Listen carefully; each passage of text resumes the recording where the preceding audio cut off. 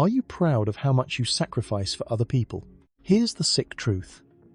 You may be slowly destroying yourself just to keep emotional parasites well fed. Blind kindness is killing you. Stay with me until the very end, because what you hear in this video might completely change the way you see yourself. Last night, you were up again, weren't you?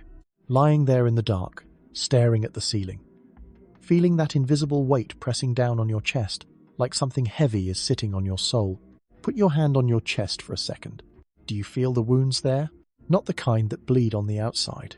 I'm talking about your energy, your peace, your youth. The deepest parts of your life being drained away to rescue people who wouldn't even turn around if you were the one collapsing. You've emptied your wallet for them. You've burned your time for them. You've swallowed your anger, your exhaustion, your resentment, just to pull someone out of a mess they created with their own hands. And what happened after that? When you were the one drowning, all that was left around you was silence. The same people you nearly destroyed yourself to save were too busy celebrating their own survival to notice what it cost you. Does that hurt? Good. Don't run from it, because today, we're tearing open a brutal truth you may have spent your whole life hiding from. And if what I just said hit the deepest wound in you, if you're tired of being the good person who gives everything and gets abandonment in return, then this video is for you. Stay to the very last second, because what you're about to hear may shatter your old worldview and force you to rebuild yourself into someone entirely different. And if you want more content that tells the truth, even when it cuts deep, hit subscribe and support Miss Hoanan. Now let's look directly at the thing you've been calling compassion. Sacrifice. Unconditional love. Strip the mask off. What's really underneath it? For a lot of people, it's not noble at all. It's one of the most destructive psychological patterns of our time. It has a name: the savior complex. You are not God. You are not all-powerful. And you are not responsible for carrying the emotional wreckage of everyone else's life. What you've been doing is not some grand moral virtue. A lot of the time, it's fear. The fear of setting boundaries. The fear of conflict. The fear of being seen as selfish, cold, or the bad one. And I'm not saying this to give you some soft, recycled speech about love and light. I'm saying it from the perspective of someone who has lived it. Someone who has been used. Someone who had to rip apart their own fake saint identity just to climb back out and live again. Kindness without discernment is not virtue. Kindness without boundaries is not love. It is self-erasure. It is a slow, strategic form of self-betrayal. Every time you kneel down so someone else can step on your back and climb higher, you send a message to the world: my life matters less. And once you send that message enough times, people believe you. So do not confuse your suffering with goodness. Do not confuse overgiving with depth. Do not confuse being available to everyone with being valuable. You've been sold a lie. You were taught that the more you endure, the better you are. That the more you forgive, the purer your heart is. That the more you save people, the more worthy you become. But the truth is darker than that. Some people don't feel grateful when you save them. They feel entitled. Some people don't grow because you help them. They get worse because you removed the consequences that would have forced them to change. And some people don't love the version of you that is powerful, clear, and boundaried. They love the version of you that bleeds quietly and never says no. That's why this has to end. Turning away from people who keep dragging you under is not cruelty. It's survival. It's the kind of necessary coldness that saves lives. On the cold chessboard of real life, if you don't know how to protect your own king, don't expect the world to crown you a saint when you get cornered and crushed. So let go of this fantasy that your love is strong enough to transform the darkness in someone who refuses to face themselves. That is not what's happening. The only thing being transformed right now is you, into someone more drained, more confused, more hollow, more used. And if you stay unconscious, this pattern will eat your life alive. Now we go deeper, because if you don't understand the root, you'll keep repeating the pattern even after this video ends. You may think your urge to save people comes from having a big heart.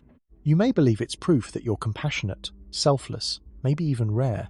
But the truth usually runs deeper than that. Look honestly inside yourself. There may not be a saint in there. There may be a wounded child, a scared child, a child who learned very early that love was unstable, conditional, and fragile. At its core, The savior complex is often a desperate survival strategy created by people who were emotionally starved in the past. Somewhere in your early life, you absorbed a distorted belief. I am not enough as I am. I have to earn love. I have to be useful to be wanted. I have to fix things for people or they'll leave. That belief doesn't disappear when you grow up. It just gets dressed in adult language. Now it sounds like, I'm just a caring person. I can't ignore people who are struggling. I'm the one everyone relies on. But underneath that, identity is a terrifying fear. If I stop being useful, will anyone still choose me? That is the wound. That is the engine. A lot of your rescuing is not just generosity. It's control. When you save someone, part of you feels safer. If they need you, they won't leave you. If they owe you, maybe they won't betray you. If they depend on you, maybe you'll never be abandoned again. But that bargain is poisoned from the start. Because you're trading your life for a temporary illusion of security, you pour in your time, your money, your focus, your emotional labor, all for one brief feeling. I matter. I'm needed. I'm valuable. And that is a devastating price to pay for borrowed worth. Worse than that, saving other people becomes a perfect distraction from facing your own brokenness. It's easier to clean up someone else's chaos than sit alone with your own emptiness. It's easier to fix their crisis than admit your own life is hurting. It's easier to become everybody else's answer than face the questions inside yourself. So you keep moving, keep helping, keep rescuing, keep carrying, and from the outside, it looks admirable. But inside, you're running. Running from grief, running from loneliness, running from the child in you who still feels unchosen. That's why this pattern is so dangerous. Because it doesn't feel toxic at first. It feels meaningful. It feels moral. It feels like purpose. But in reality, you may be abandoning yourself over and over again in the name of love. You refuse to save the one person who has been crying the longest. You. That is not selflessness. That is betrayal. The deepest kind. You keep giving your tenderness to people who haven't earned your trust, while the younger version of you is still starving for protection. So hear this clearly. You do not heal abandonment by making yourself indispensable. You do not earn secure love by exhausting yourself, and you do not become worthy by bleeding for people who only come closer when you have something to give. Real healing begins when you stop asking, how can I save them? And start asking, why do I feel responsible for people who refuse responsibility for themselves? That question changes everything. And if this part feels uncomfortably familiar, if you just saw yourself in it, comment 1. Once you understand the abandoned child inside you, you start to see something even uglier. The world has been using that wound against you. Tell the truth. The people you keep trying to save, do they actually want to change? Do they really want to get out of the mess they're in? Or are they just looking for a softer landing? A human cushion? Someone willing to absorb the consequences for them? In this toxic game, you think you're the helper, the protector, the loyal one. But in their eyes, you may be something much simpler. An easy target, a reliable source, a backup battery, a person they can drain whenever they run low. And people who live as permanent victims are often more manipulative than they look. They know exactly which buttons to push. A few tears, a tragic story, a guilt trip, a helpless tone, a crisis that somehow always becomes your problem. And just like that, your inner guilt switch gets flipped. You rush in. Again, you lose sleep.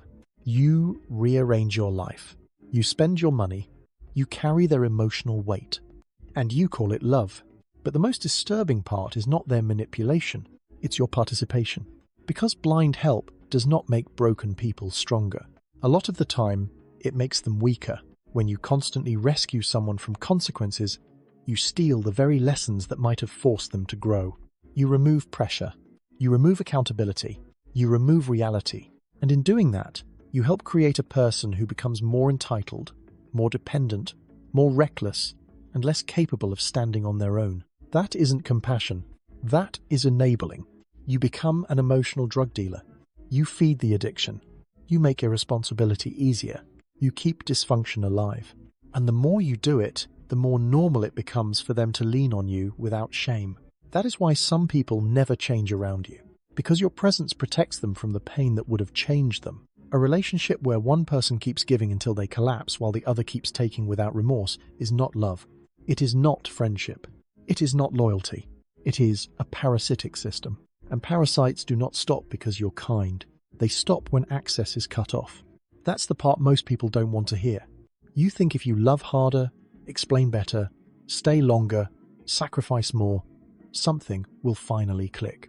It usually doesn't. In fact, the more you overgive, the more they demand. Because human greed has no bottom when it meets weak boundaries. Your generosity becomes fertilizer for their entitlement. Your patience becomes permission. Your empathy becomes a doorway. And your silence becomes agreement. You are not helping them become better. You may be helping them become worse. And one day, if you keep this up, the very people you protected may become the ones who turn on you the second you have nothing left to offer. That is the nausea-inducing truth. Sometimes the most destructive thing you've ever done was called help. Let that sink in. This drain will not stop on its own. It will continue until you are fully emptied, unless you decide to end it. So now you face one of the hardest choices of your life. Keep being the sacrifice, or pick up the sword and cut the cords. Setting boundaries is not a soft spiritual exercise. It is surgery without anesthesia. It is cutting away the dead flesh that has attached itself to your life. And when you start saying no, don't expect applause. The people who were feeding on your overgiving will not call it growth. They will call it betrayal. They will say, you changed. They will say you got cold. They will say you became selfish, heartless, distant, arrogant. Why? Because people benefit from your confusion, and when confusion turns into clarity, access gets denied. That's when the backlash comes. They may guilt you, shame you, smear you, twist the story, make you the villain in the version of events they tell others. And yes, there will be nights when the guilt hits hard. Nights when every old survival instinct inside you screams, go back, fix it, explain yourself, smooth it over, keep the peace. Do not listen.